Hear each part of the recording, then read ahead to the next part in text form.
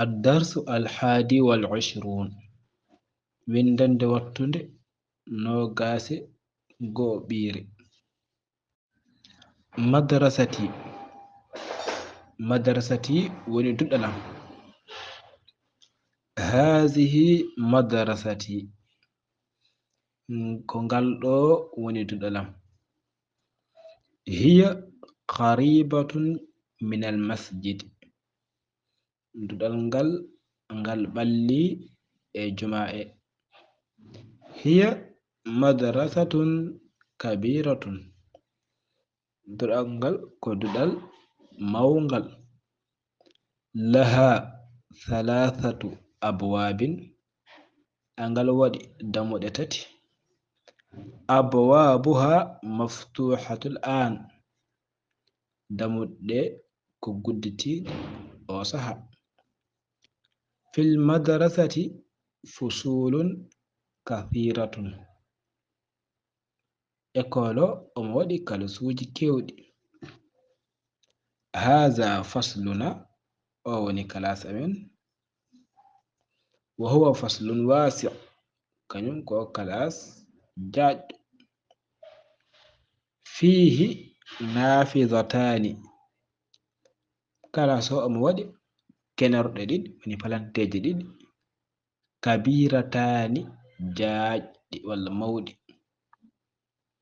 wa fihi makatibu, class o ene waɗi bureauji. wa karasiyu, sesuji joɗorɗe. wa fihi sabburatun kabiratun, class o omo waɗi tableau mawɗo, woni alluwal mawngal. haza maktabul mudarrisi, ko oɗo woni biro janginowo o. wa zaka kursiyuhu, ko oto non walla ɗum to woni chaise makko, joɗorde makko.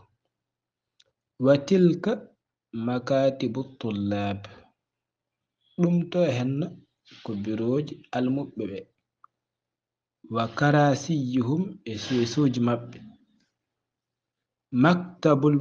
maktabul mudarrisi kabirun, biro janginowo ko mawɗo.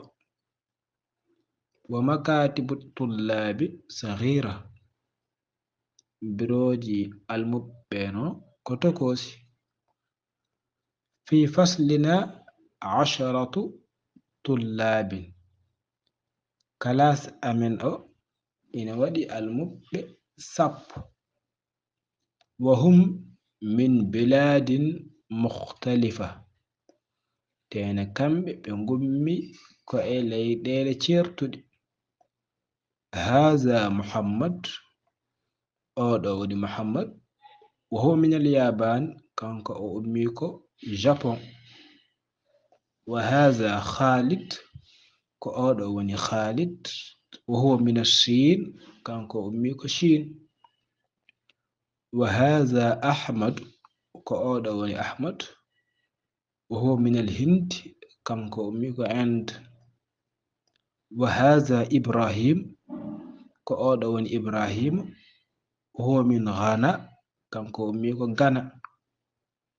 wa haza ismail, ko oɗo woni ismail. wa huwa min Nigeria, kanko o ummi ko Nigeria. wa haza yusuf, ko oɗo woni yusuf. wa huwa min Ingilterra, kanko o ummi ko Angleterre.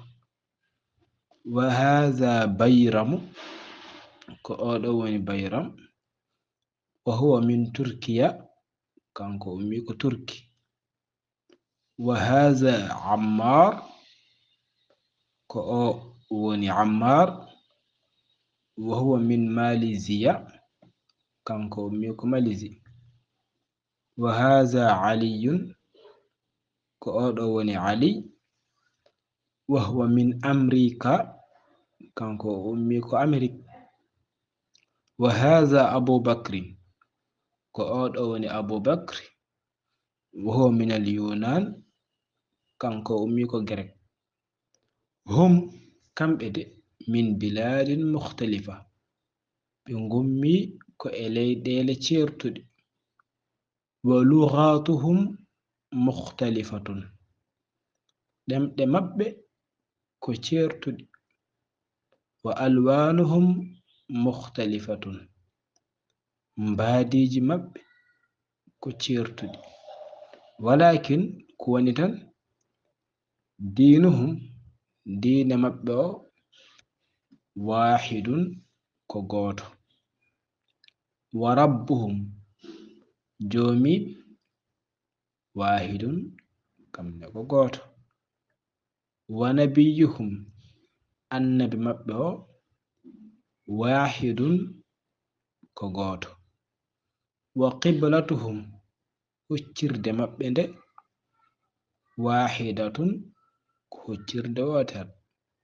hum no kamɓe de muslimuna ko ɓe julɓe wal muslimuna tene julɓe ikhwatun ko bandiraɓe haza mudarrisuna ko oɗo woni janginowo en o ismuhu inde makko wiyete ko acheikhu bilal ceerno bilal wa huwa kankone minal madinati o ummi koye madina he e wuro ngo wa huwa kankone rajulun salih ko gorko moƴƴo nahnu minen de nuhibbuhu kathiran amin jiɗimo no feewi